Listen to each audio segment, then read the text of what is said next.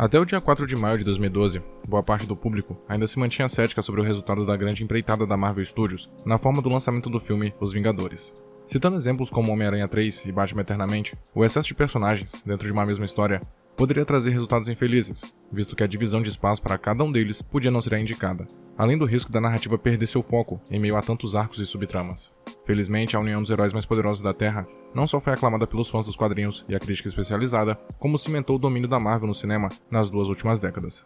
Boa parte do sucesso obtido com essa primeira reunião se deve à preparação da empresa, sob liderança de Kevin Feige, Jon Favreau e Luis D'Esposito, que buscaram desenvolver cada um de seus personagens, fossem filmes próprios ou em participações especiais, para conquistarem o público e assim dispensar apresentações excessivas.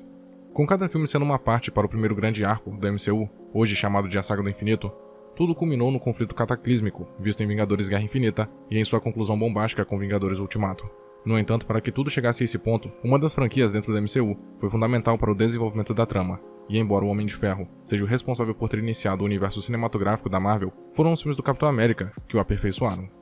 Enquanto o primeiro Vingador foi um início sólido e que apresentou o personagem sem apelar para o ufanismo, o Soldado Invernal trouxe a maturidade necessária, apostando em uma trama de suspense político, com cenas de ação espetaculares e uma contenção bem-vinda ao tom bem-humorado, característico de filmes anteriores. Porém, foi com o lançamento do terceiro filme, chamado Guerra Civil, que todas as peças no tabuleiro foram colocadas para o confronto final contra Thanos. Como o título deixa claro, a terceira aventura do Capitão América é baseada nos eventos de um dos arcos mais famosos dos quadrinhos da empresa, Guerra Civil, criado por Mark Millar.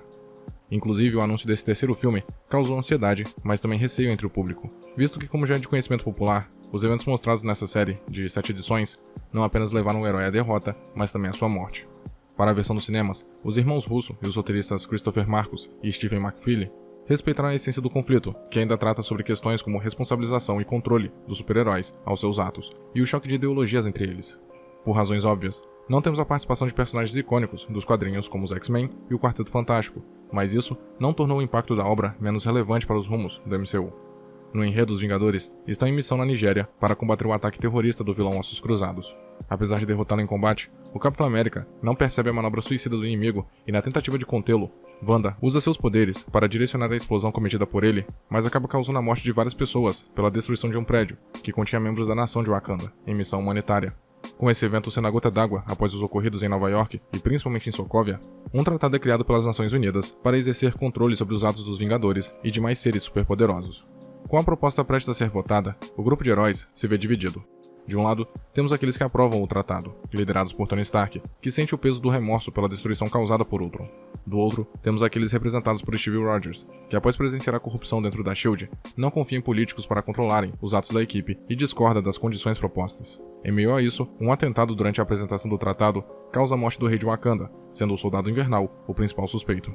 Em busca de provar a inocência do velho amigo e revelar quem está por trás desses acontecimentos, o Capitão América reúne um grupo de aliados para descobrir a verdade, enquanto precisam conter a revolta governamental, a busca por vingança do príncipe de Wakanda, T'Challa, e as tentativas de Tony Stark de convencê-los a aceitar o tratado. Embora muitos suspeitassem que Guerra Civil seria um filme disfarçado dos Vingadores, a dupla de diretores e roteiristas provou ser possível dividir o espaço em tela com inúmeros personagens, sem retirar o foco do protagonista. Toda a trama é centralizada em Steve Rogers, que não apenas precisa escolher um lado em meio ao conflito ideológico, mas também precisa defender seus valores, incluindo ir de encontro aos seus antigos amigos e aliados, em prol do que acredita ser o certo. Ao mesmo tempo, o filme acerta ao não vilanizar aqueles que se opõem a ele, em especial o Homem de Ferro. Aqui vemos Tony Stark menos sarcástico e mais conciliador, tendo ciência do peso de seus atos e acreditando estar tomando a decisão mais responsável, mas tentando chegar em um acordo com seus colegas de equipe, e não apenas impondo sua vontade. Quanto aos demais membros, vemos subtramas que se conectam ao tema principal, como da Feiticeira Escarlate, Viúva Negra, Falcão e Pantera Negra. Outros têm sua participação reduzida, mas ainda levando a trama adiante, como Visão, Gavião Arqueiro e Máquina de Combate. E outros estão com alívios cômicos eficientes, como o Homem-Formiga e a tão aguardada participação do Homem-Aranha, graças ao acordo da Marvel com a Sony.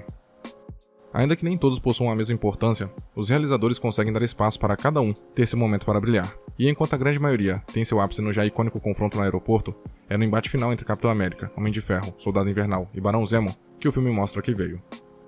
Além da ação manter a qualidade característica dos irmãos Russo, com coreografias e efeitos visuais caprichados, aqui, o clímax ganha outra dimensão devido ao seu contexto emocional, onde temos um vilão com motivações fortes e que manipulou todos os eventos, e o inevitável conflito entre aliados, que culmina no embate final entre Steve Rogers e Tony Stark pela vida de Bucky. embora o final do combate não seja tão impactante quanto foi nos quadrinhos, os seus efeitos repercutem em todos os filmes posteriores, especialmente em Guerra Infinita e Ultimato. Após uma luta violenta, Steve derrota Tony ao destruir o reator Ark com seu escudo. Em retaliação, Tony pede de volta o escudo, pois seu pai o havia feito e Steve não era digno de usá-lo, com o mesmo concordando e deixando-o para trás. Esse ato é simbólico, pois não apenas representa a resignação de Steve, mas também o fracasso dos Vingadores como um todo. Ao deixar o escudo cair no chão, tanto Capitão América quanto o Homem de Ferro sabiam que a equipe tinha sido derrotada, e por mais que Zemo tenha colocado tal destino em movimento, a verdade é que a causa real do seu fracasso foi interna. Desde o início da proposta do Tratado de Sokovia, os Vingadores se mostraram incapazes de chegar em um consenso, pois embora ambos os lados fossem detentores de argumentos bons e ruins, as personalidades fortes, somadas a uma mágoa generalizada de um herói pela oposição do outro, acabou levando todos ao conflito, e por fim à derrota. Felizmente, não houveram mortes, nem mesmo do vilão, porém já não havia mais uma equipe para conter a ameaça que estava por vir, o que nos leva então aos eventos de Vingadores Guerra Infinita. Com os heróis espalhados pelo mundo, e até fora dele, Thanos já detinha vantagem quando, logo em sua investida contra o povo asgardiano, estava com a posse de 2 joias do infinito.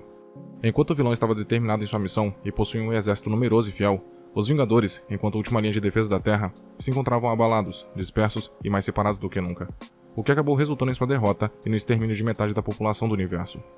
Como dito pelo Barão Zemo, um império derrubado por seus inimigos pode se reerguer, mas o que desmorona de dentro para fora, cai de vez.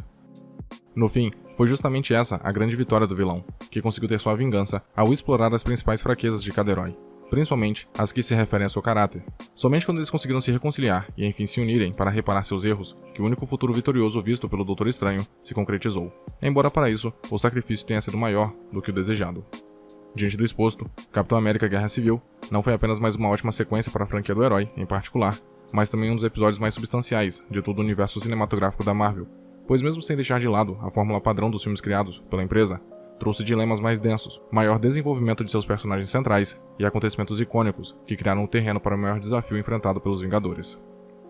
Ainda que pudesse ter sido mais ousado, como foi sua contraparte nos quadrinhos, trata-se de um dos melhores filmes de super-heróis dos últimos anos, com cenas de ação e valores de produção irrepreensíveis, motivações plausíveis e um enredo engajante que explora mais do lado humano de seus personagens. Além disso, este é um dos poucos filmes do MCU que se volta contra o perfil maniqueísta de obras mais típicas, colocando 2 de seus maiores representantes, o Capitão América e o Homem de Ferro, em um embate onde, no fim das contas, não houve vencedores. Muito obrigado por ter chegado até aqui. Imagino que, de algum modo, esse vídeo tenha sido interessante para você, e por isso peço que o curta e o compartilhe para ajudar a divulgar o conteúdo do canal.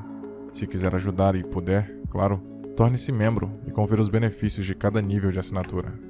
Na tela, tem mais vídeos que talvez possam te interessar. Até a próxima.